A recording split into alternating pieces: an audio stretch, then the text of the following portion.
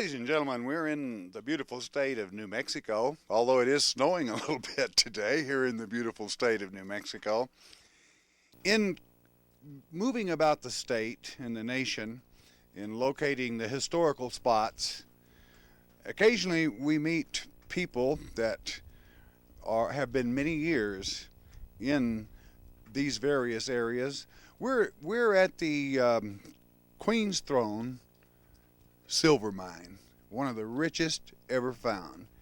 And we have a gentleman that he's 90 years young here, and I just want you to meet him. I want to talk to him a minute.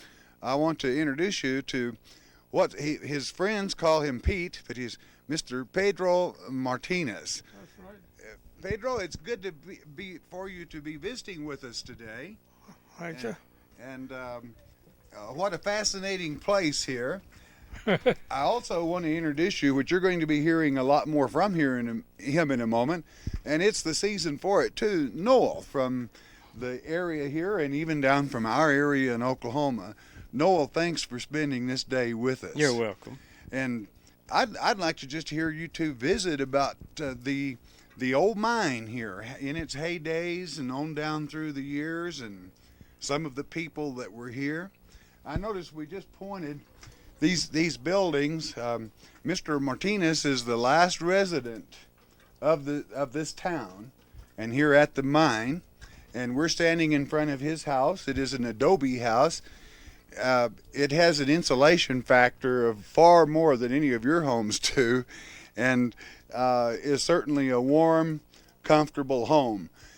But as we view the area around us, I'm going to let Noel and Mr. Martinez tell us a little bit about the town, the mine, and some of the buildings here. I'm going to step back just a little bit. Noel, would you tell us a little bit about the city?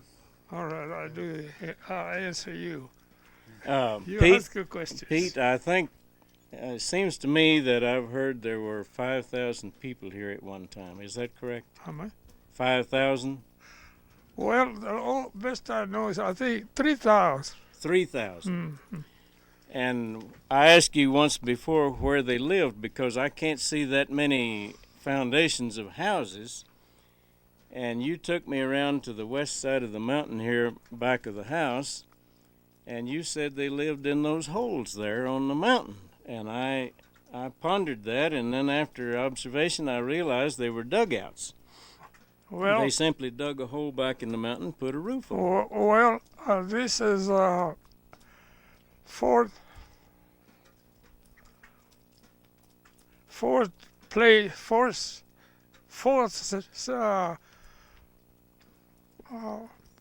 where they set the town. This is the first Lake Valley. Mm-hmm. The first one is north here at the farm, and then over here where the Indians got killed, whoever got At the killed. Mike up here. Evers Ranch. Yeah, that's the second. That's the second place. And then the third one was here, and the highway was that way out there by the Rock House. Uh-huh. Okay, they had several bars, and I think then some drunker were going by and set a fire pile of trash that one of the bars had, and that burned up the biggest part of the town. So then they started over here, and we on Main Street on the first Lake Valley. On the first lake. On valley. the fourth. On the fourth Lake Valley. Yeah. The first Lake Valley was down at the lake where At the the lake. Greeman Ranch is today. Uh-huh. Because there was water, and over here they had to haul the water or pipe it in. Flood. I think flood or storms like that washed the town A away. giant flood washed the lake away, the banks, and, They moved. then the town moved over here. And they move over here, and then when the train come in, then they move over here. When the train came in, the town moved here because they could haul in water. Yes, so this is a dry town. They had no water. They had to That's hold right. the water. And there's a shaft over there that the millers pipe the water to here for themselves mostly. And a lot of the people by one of the millers haul in barrels with the wagon with barrels from over here. And the Millers had the grocery store. And then they said, yeah, And the Millers built, and they were miners and they had the grocery store. yeah. In later years, Dan Miller and Ed Nunn was partners in what they call the Dude Mine. Oh, I would know about that. That was right after World War II. And Ed told me that when everyone else was broke during that depression and that drought area, that he and Dan Miller had that Dude Mine going, and he said we had some jingling money in our pockets when everyone else was broke. He said they laughed at me when a cowboy went to mining, but he said then when the rough came, I had some jingling money and they had nothing. Oh, okay. I don't believe it. You don't believe it. I know. Pete knew him, and he says I don't believe it. He knew Ed the Nunn times. was just a cowboy. Yeah. Dan Miller was miner engineer. Right. Oh. And I got the picture. We got the picture of Dan Miller there when he went to college. Mm-hmm. And, Can he hear that for me? Yes. and then that picture that she showed me, his mother. Mm-hmm. And when Dan Miller passed away, he had you know where the log cabin mine is? Mm-hmm. Huh? Yes. Well, he had that one, Mhm. that mine. Oh. So, That's in the Black Range. so he left that. Then Dutch Latham took it over because Miss Dan Miller's sister gave it to pass it on to To Dutch. Dutch, Mhm. which is boys raised here in the rice, you know. Oh, that's the way. Now I don't know who got it. So And how did the ranching country develop here? Because the nuns came to work in the mines, well, and the Lathams came to raise cattle. Is that correct? well, that's before my time. But that's the way they did it, right? That's what I heard. Yeah. And how did the Lathams get started with their cattle? Well, I really don't know, but you know they had sheep. Latham really went by owning sheep, Sheep ranches. and one of the Dutch's mother, one of the Latham's wife, she raised doggies and raised a bunch of cattle to the side. Mm-hmm. Besides the SLC company, which was the nuns. Sierra Land and Cattle Company Uh-huh. was Nuns and Latham partnership. Yeah. And that's how Mrs. Latham started her a bunch of cattle with doggies and so, you know. Mm-hmm. And she had her own. Mm-hmm. Oh, that's the way I heard it, and that's the way I saw it when I was younger. And how long have you lived in this house? Here? Mm-hmm. Well, I think we move over. See, leave one house up there first, around, you know, and then we build a little shack up there, and then from there I bought that old house down there Mm-hmm. in 20. I think when I first knew you, you lived in that house over there. I bought Yes. that one in 25, Mm-hmm. 1925, and I moved from over there, you know, down there, and from there I moved over here 66 after Dan Miller passed away. Mm-hmm. So This was Dan Miller's home. that's In the the old ear- Miller in home. the old days, And then yes. when they died, well, Dan Miller had it. And then he passed it over to me, well, his sister. After Dan Miller died, And how long did Blanche live in that house next to you?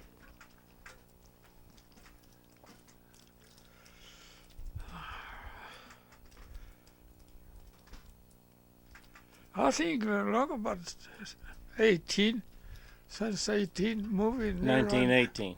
more or less. And she lived there most of her life.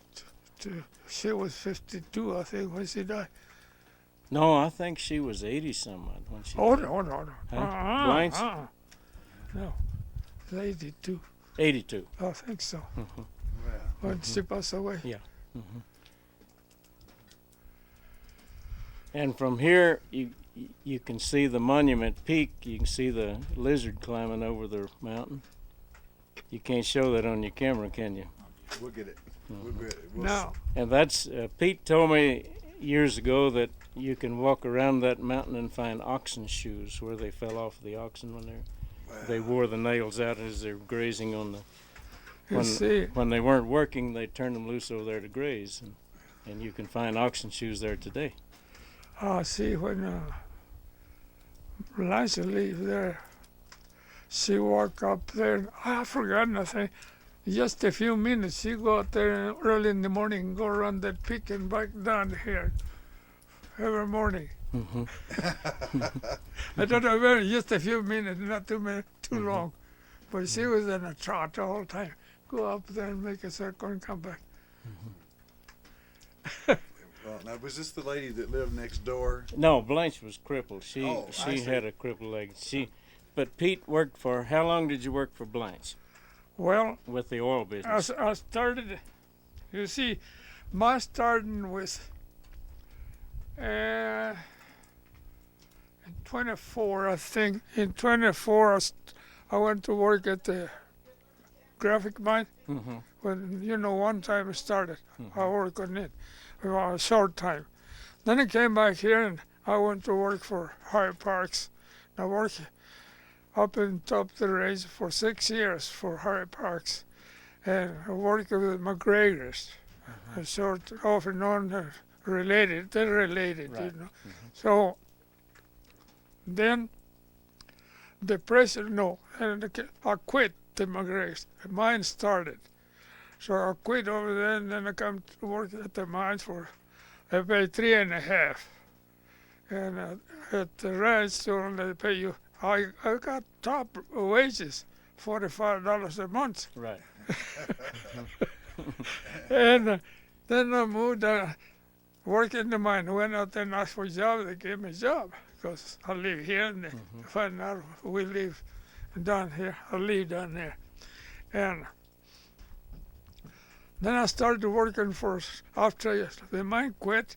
I started working with Blanche's husband, deliver gasoline, because he was a depot agent, and he couldn't take another job. But she got the job when they set up the gas company over here. So he got me to run the deal. I worked, I think, with him 17 years. And then he passed away. And then I went and kept with her. I stayed with her. So she used to say, he worked for me 5 years.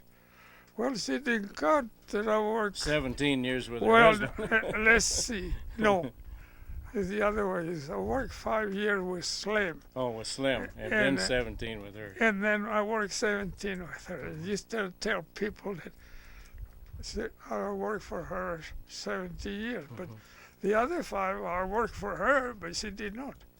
She wasn't boss then. No.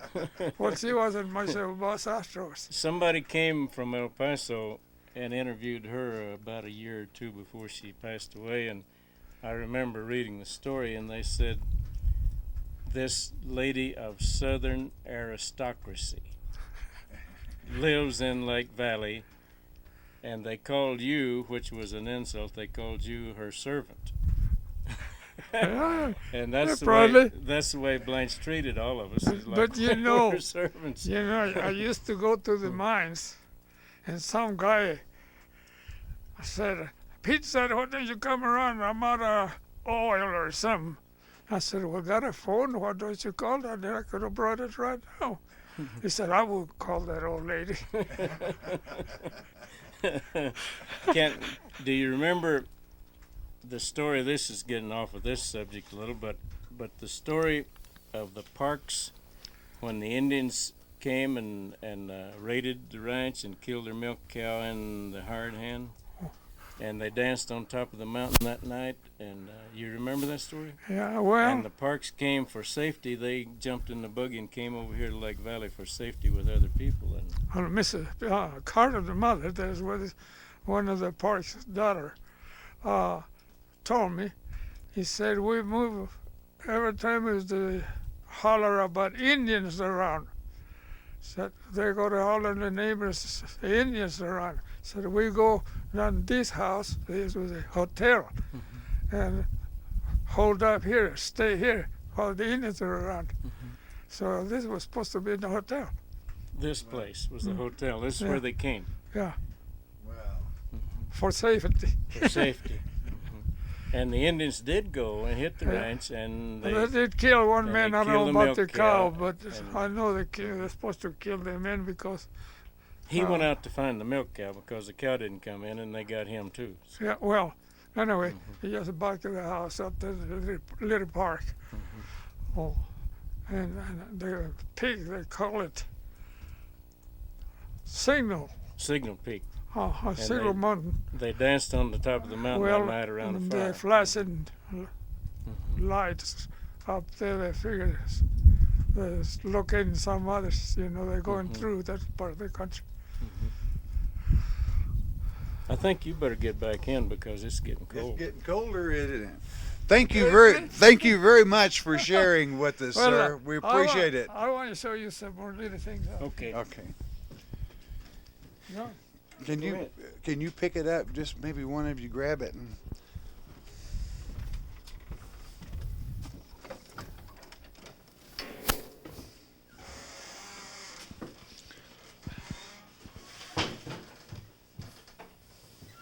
He's going to bring that camera.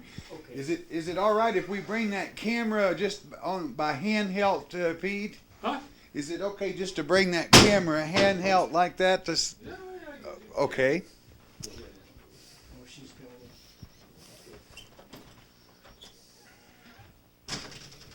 He's getting cold. Well, Yeah. you had a good visit.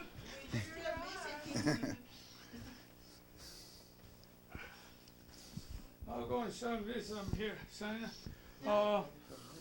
That's Mike Day.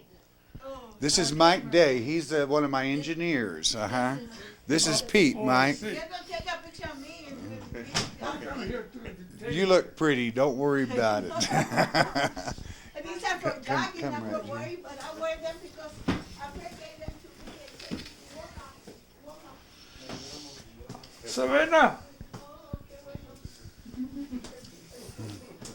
Just kidding. Okay. No. Hello, gentlemen.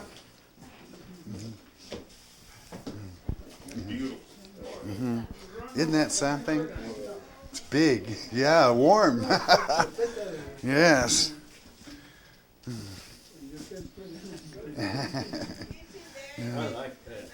Oh, it is nice. He's going to show us some old papers here. Yes. but his little buggy nose. That's him. That's him up there. Oh, that's Have you picture. seen this? That's picture Lake Valley. Yes, I've seen that. Oh. And there's your monument rock. There's your lizard climbing. Oh. That was Lake Valley. Well, you get that. Has I got the train there? The train, where would that Yeah. be? Oh, the train is smoking right Smoking there, under- yeah. Under Monument Peak. My, there were a lot more houses then, weren't there, Pete? Yeah. Oh, No. I don't know. I can't see. okay. Oh, here. Here. This house is right here. Okay, the house we were in front of is right here. Right there. And that was called the hotel then, Yeah, it was. kind of.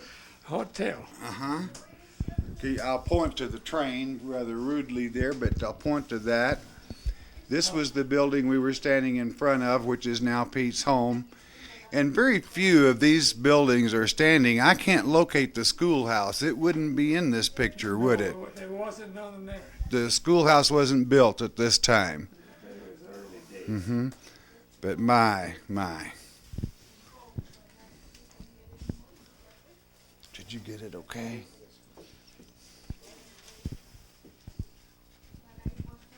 Doesn't look like that today. Wow. Isn't that something?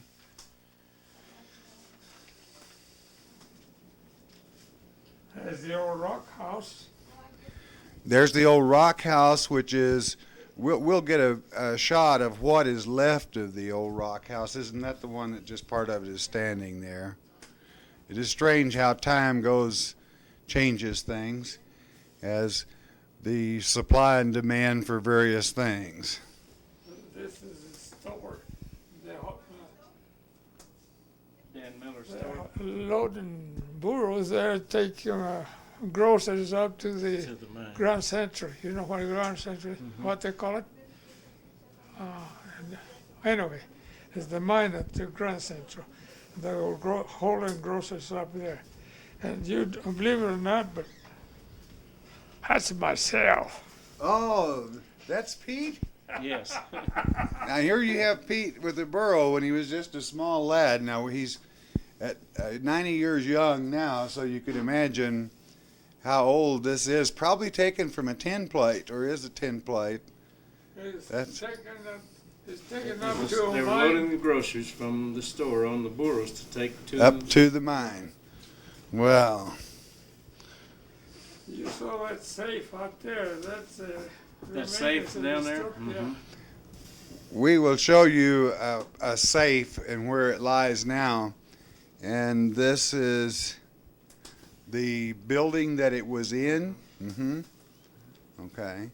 You must remember we're dealing with the richest silver mine known to man in the history, certainly of this country, or I suppose the world, isn't it? Bridal chamber.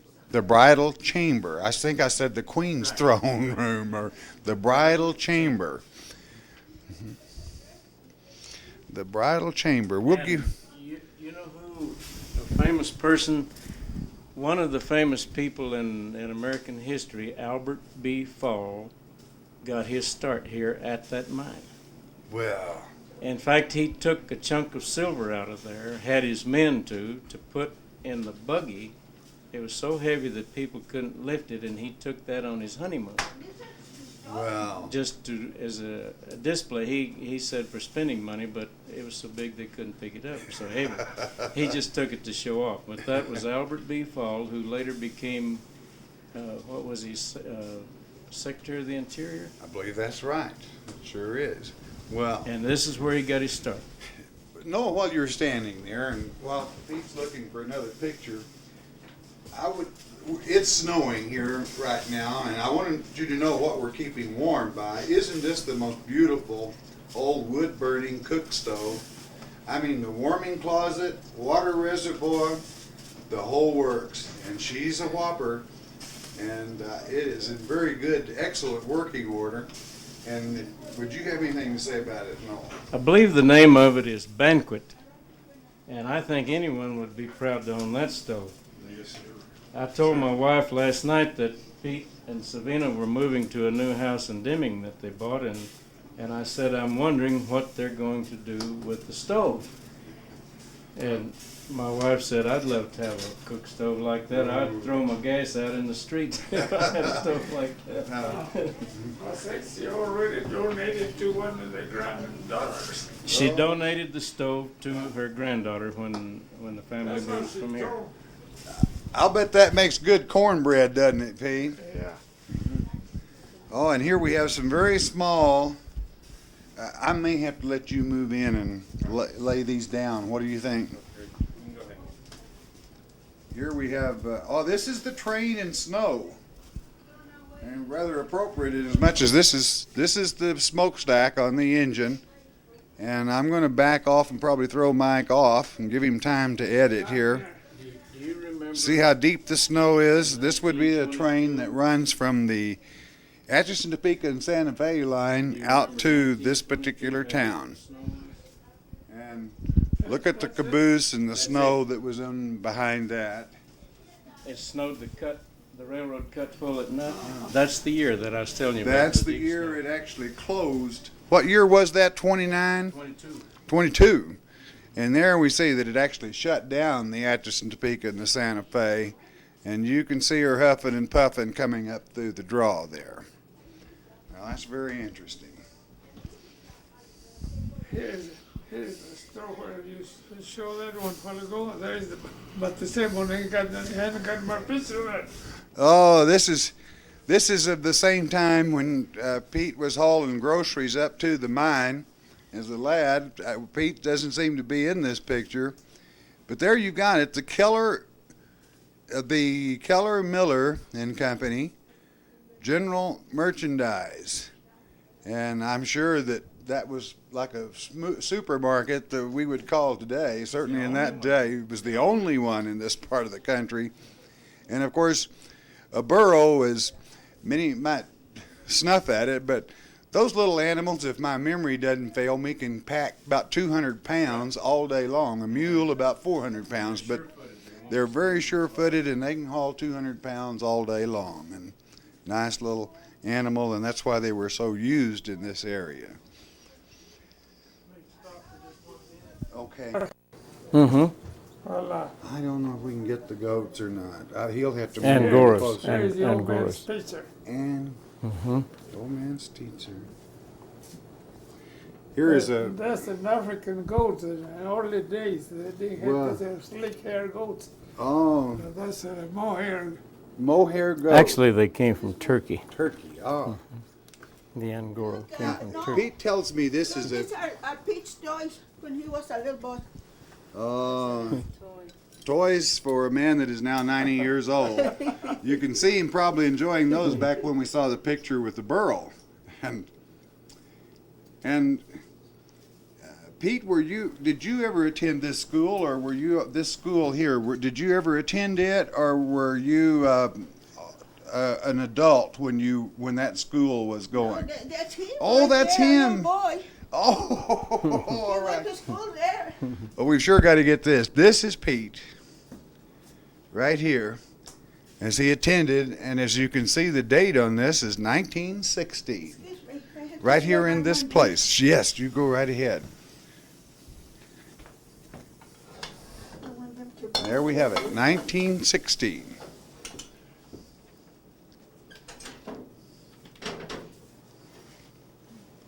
We had another one there.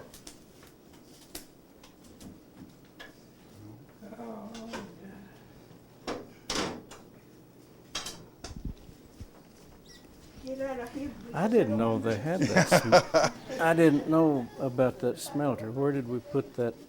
It Picture. kind of, I don't know. I didn't know about that smelter.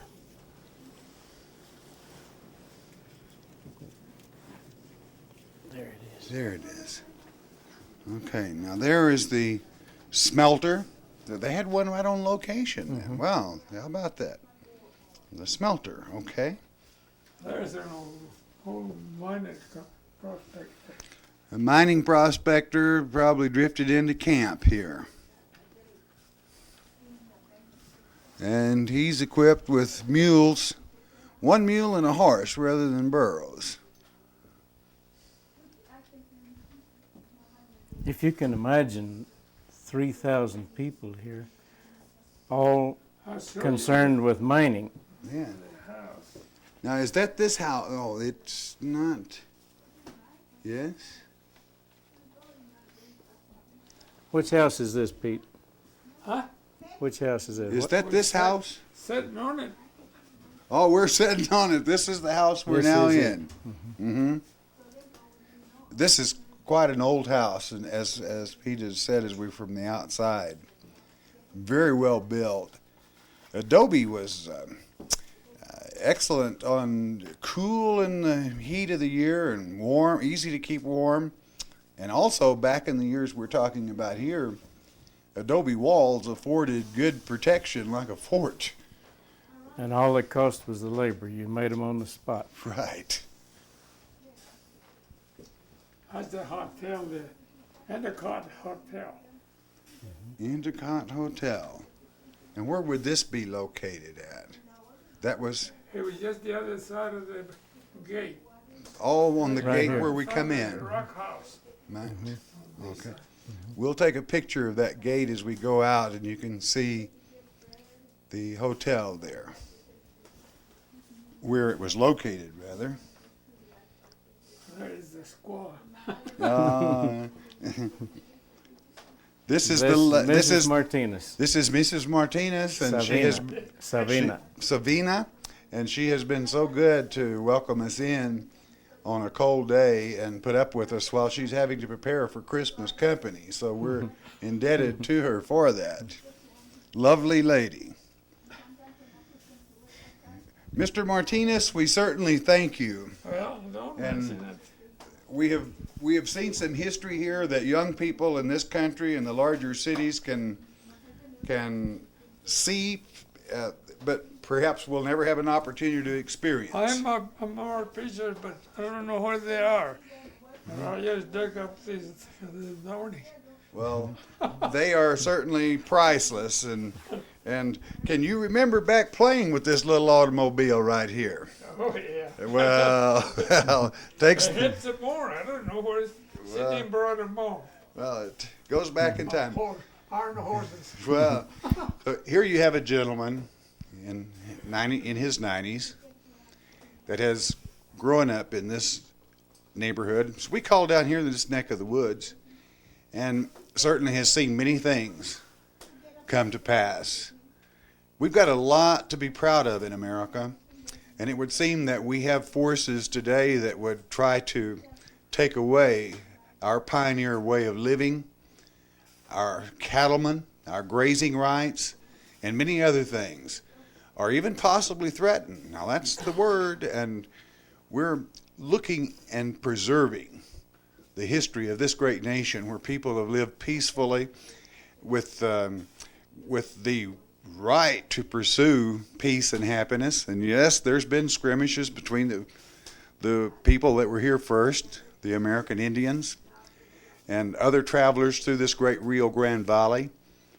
But certainly it's been a privilege to be invited into this home that goes back so very many years and see a piece of American heritage that very people rarely will ever have an opportunity to see. You've been there, invited into the home of Mr. and Mrs. Pedro Martinez here at an old ranch and the old silver mine, one of the greatest. We'll be talking more about the mine in a little bit.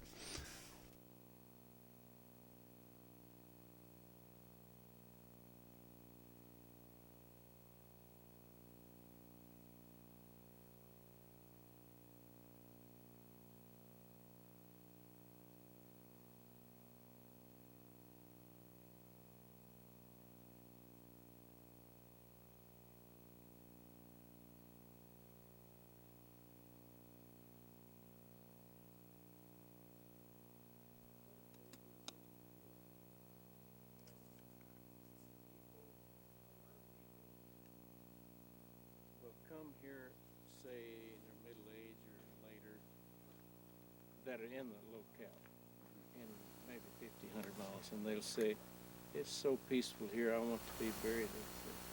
Well, And you can't see it from here. It's right over that road going up. It's right. Well, you can see the gate, the entrance to it. Those two tall posts. yes. And not only did they bury the people, but still there are people being buried there. Well, I know a few years ago, a man that I had known from this country for many, many years, I bought some land from him one time. He died in Tucson. His stepdaughter asked me if I would lead the ceremony for him, and they buried him over there. They brought his ashes. They had a cremated, brought his ashes. wow. Did you get the horny toad already? No. This rock building here, is that one of the older buildings? Yes, that was we had a good picture of that when it was built. They just picked up rocks and used mud mortar and put it together. Yeah, there's the horny toad down there climbing over the mountain. That was a fascinating visit. But I didn't know until he told me that they had built it in 4 different ways. I didn't know that.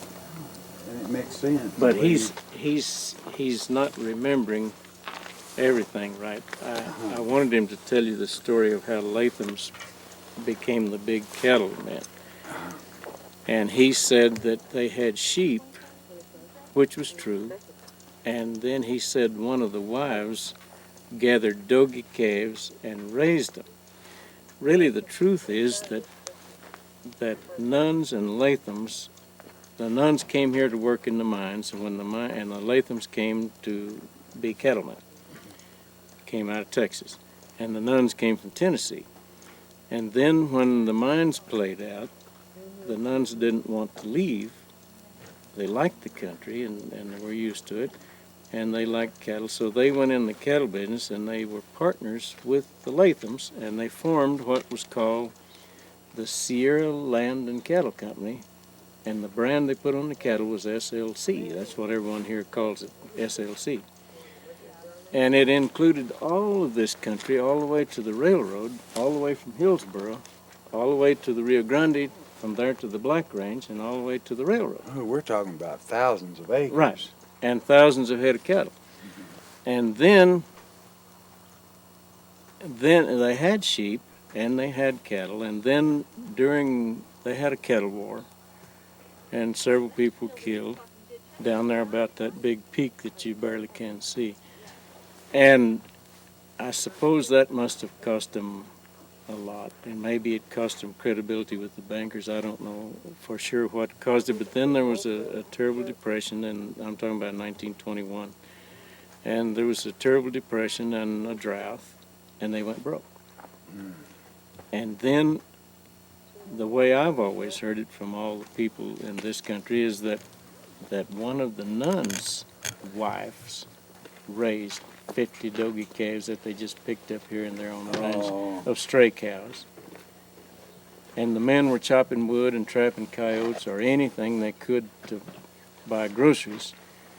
And with those 50 dogie calves she raised, that's how they got back in the cow business. And then this partnership was split because it was bankrupt, and then each family started back on their own. And today, the descendant of one of those nuns owns land down here that owns and leases land. I think he runs maybe 2,500 mother cows. Wow. So he is a survivor. You bet he's a survivor. He Well, he is a comes from survivor. good stock. And these people came from digging in the mines. Well, And My. today they are the backbone of this country. So. that's great. But you can see the foundations. You can see one right here where there was big buildings. But this whole thing was buildings. Everything just like any city.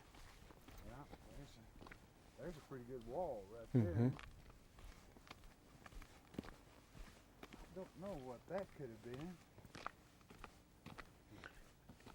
Looks like they had some kind of a big pump or something mounted there. That probably was part of her oil and gas business. That's what it was. Here's the other pipe. This is where she had her warehouse right here.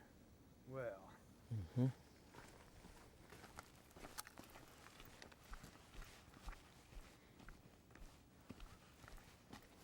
Oh, this is the bridge that's just a bridge for the water to flow.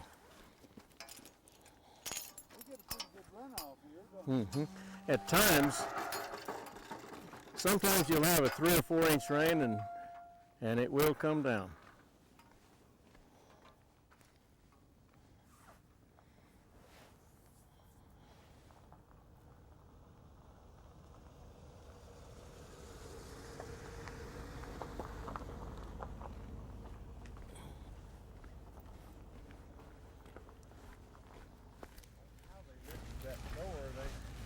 Looks like they broke it out of there just about.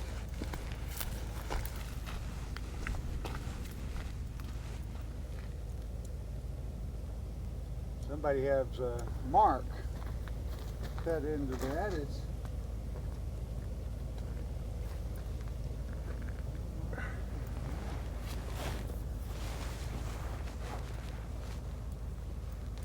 I suppose there have been a lot of proceeds for the company went through that old building.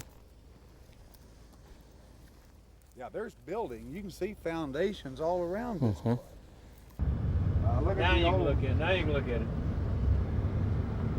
these are all tailings out here, aren't they? Yeah. That's the back side of the mine. One of the entrances. Now that big load, was that an Indian cache? It was a cavern, underground cavern, and it was what they call free silver. Usually silver is mixed with different forms of rock. This was pure. There was nothing with it, just pure silver, and just like goblets, like little round balls hanging and all kinds of. Oh man! It was just pure silver. Never any. And that's the way the Indians came in when I was talking about the war here. Now, if you start looking on these hills over here, you'll see where there were some of the dugouts. You'll just see bare patches where the grass hasn't grown over. And I thought for years that they were prospect holes, but Pete told me they lived in those holes. Well, I couldn't understand that, and then finally when I looked at them, I realized they were dugouts. And right about here, let's stop right here. There's one right There's there. one right there. Watch those mosquitoes, it'll make the ears laugh. And that's where I told you about the saloon. The saloon was a dugout. and when Pete told me that the two men, they either didn't pay the guy or something happened, nobody ever knew because he didn't talk. And when they got out of pistol range, they were packing pistols, and he went back in his bar and got a rifle, and he killed them somewhere down there in that flat part down there. And Pete said they buried them there, but he said a flood had piled so many rocks up you can't find the graves anymore. Well, And I went up here with Pete that day, a few years ago, and he showed me that where the bar was there, or saloon he called it, and I went around it looking, and I found an oxen shoe right in front of it. I still have it today. you want to walk up there? Sure.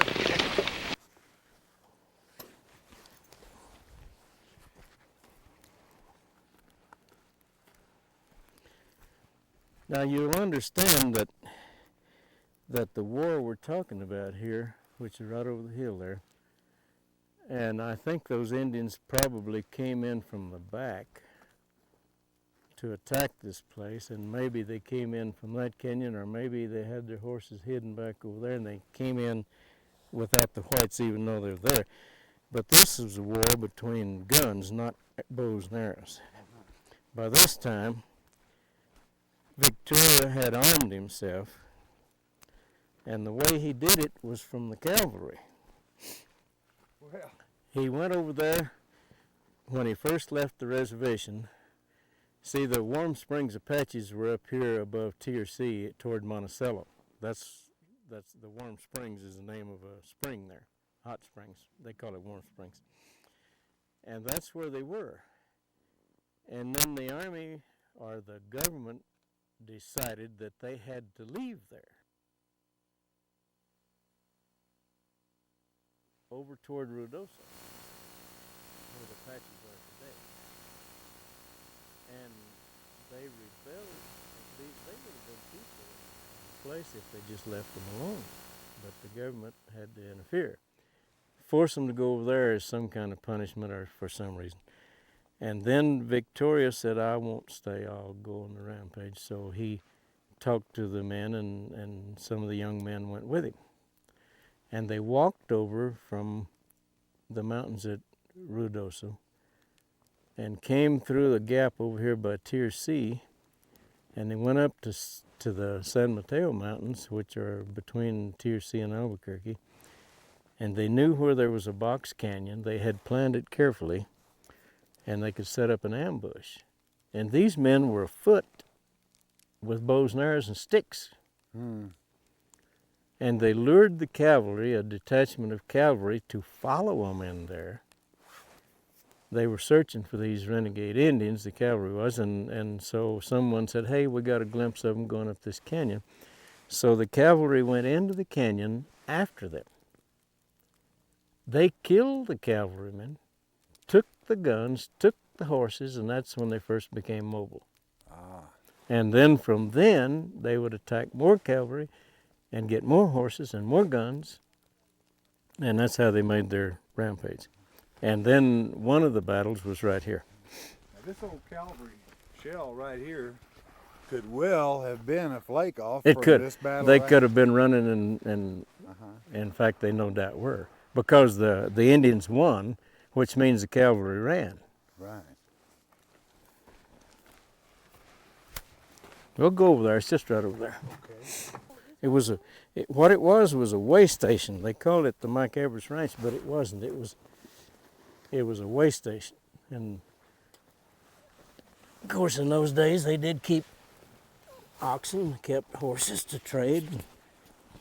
So I guess you could call it a ranch, but it wasn't like a cattle ranch today. But everywhere you look, you're going to find things. There's an ancient, look at that beautiful old button. Oh, yeah. Isn't that something? Put that in your museum. Oh man, Charlene, did you see this? It's off a lady's coat. We want to tag that. It was off a lady's coat. Gavers Gavers Ranch. way station. That might have been a lady out of. Now look, this is an old skillet, isn't it? Mm-hmm. Dutch oven. Dutch Mm-hmm. Sure is. And the Indians came in through the brush over the back and started attacking. And they went out of here horseback, and the rider that went out of here for help went down that way into that valley. There's a big deep valley down there where people live today and farm, and that's where the rancher was. There was actually a natural lake down there at that time. And he went by there and told the rancher, the Indians have attacked, I'm going for the cavalry. And then he rode on around that hill to Hatch, to Fort Thorne, which there was no Hatch then, and to Fort Thorne. And someone got word to We got him turned on. Someone got word to the miner, the man that owned the mine, that the Indians had attacked Mike Everest Ranch. And he came out to see what was going on. And in the battle, the miner was killed. He never knew that he struck the bridle chamber. The rancher brought his cowboys to watch the fun, and they all got killed. And the captain of the cavalry got killed, and his men ran. Victoria won that battle. And this rock wall, you can see the rock wall here. This was still standing this high when I was a kid, and I didn't know what it was. Well, And the highway department came along and took these rocks out a load at a time and to plug gullies with and tore the building down. now the Indians, you think, probably came over this. I think that's their nature. That's their nature, to come in with, they no doubt kept hidden until the first shots were fired, and then they stayed hidden. They would shoot and run and hide and shoot and run and hide. You couldn't even find your enemy. Is that a bottle or is that a snuff bottle? Is that a whiskey bottle or a snuff bottle? I believe that's a snuff bottle. Yeah. I don't know what that is.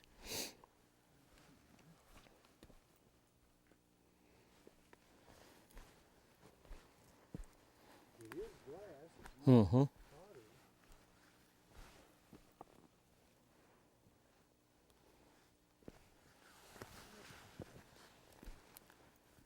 And the first time it was burned by Victorio, and then a few years later, after he was killed, Nana came back and raided it again, and when he destroyed it, it was never rebuilt. And Nina took over after Victoria. Victoria was killed in Mexico. When the cavalry here was chasing them, they went into a mountain west of Juarez. Between there and Casas Grandes, there's a little separate range of mountains, and that's where he was staying with his people, women and children and his warriors. And Nana was gone on a raiding party with some other of the men when Victoria got killed. And it was kind of a fluke. There was an Indian in Mexico who discovered him, who was part of the Mexican army at that time. And for that, after the battle and Victoria was killed and all of the women and children were killed, that man was given a new rifle as pay for finding Victoria. Wow. for the destruction of Victoria. And Nana was so angry that when he came and took over, he became 10 times more vicious than Victoria. Tell me, like, when that particular group, when they were, I don't know if it would be fair to say running from the cavalry, it was more or less leading the cavalry, I might Right. say. Right. That, is it true that, like, how they would do their animals if one played out? How did they resupplied themselves Right. that way? Right. Would They you- they killed the cavalry to get new guns and ammunition and horses. They deliberately fought the cavalry to. This is their only source of the weapons. and if a horse fell or played out, They ate him. they ate him, drank If the they were blood for if they liquor? were running, they stripped the meat off and carried it with them. Just threw it over their shoulders in long strips. And a few years ago, you could go into Mexico to any meat market in Juarez, and you'd find strips of meat that big around and 3 or 4 foot long, just hanging from the rafters, and you'd go buy a strip of meat. And these Indians threw that over their shoulders and kept riding, and the sun was beating down on it, drying it. And then when they'd stop at night, they'd roast it and have a party. Well, I'll say, well, it'd be, now that's called resupply on the move. And to give you some examples of what you were saying, they led the cavalry. There's a mountain over there in the San Andres, which is across the Rio Grande, the extension north from the Organs that changes into the San Andres. And there's a mountain over there south of Mockingbird Gap, where it's a big round mountain, high, much higher than this, and big round mountain. And Victoria led the cavalry. They were chasing him, but he was leading He was them. leading them. He was waiting out in front, and he led them around and around that mountain before they finally understood what he was doing. He was playing with them.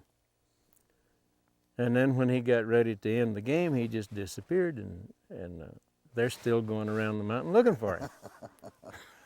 And that's the genius of the man. He was brilliant. And he fought up here north of Hillsboro. There's a big canyon coming through there that was running water that now Jane Fonda and Ted Turner own, the Ladder Ranch. Oh, And that's where they fought many of their battles.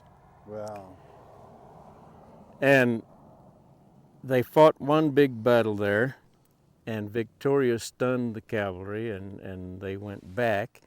And to show how victorious he was, to show his pride, there's a trail along the Black Range up over these hills, and before you get to the top, it kind of levels out, and the Indians had regular highways through there.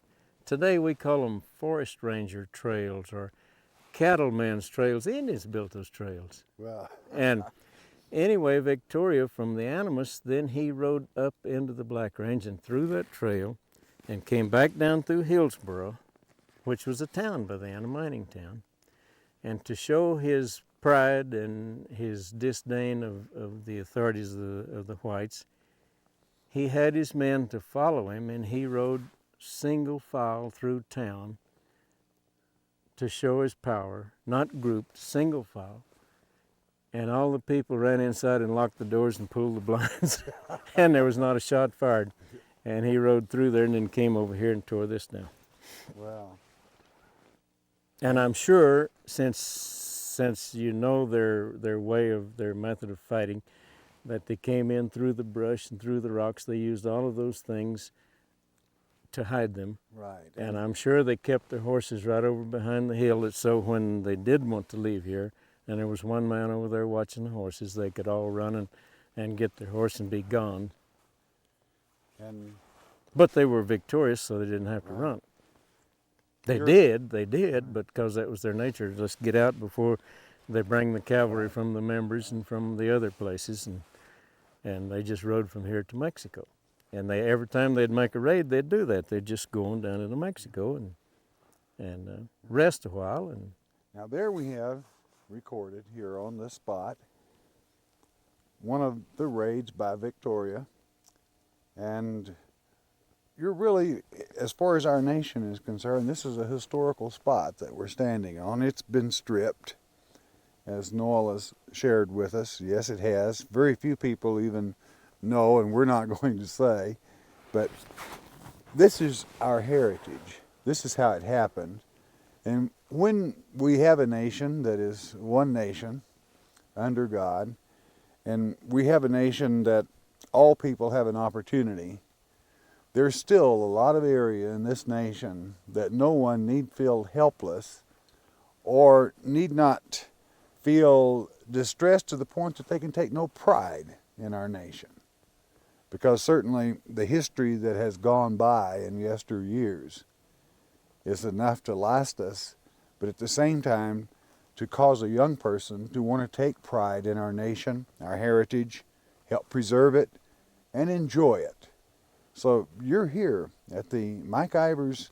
This would be a way station. It was A way station. They call them McIvers Ranch. Yeah, right. And destroyed once by Victoria, and then by his lieutenant after Victoria was killed.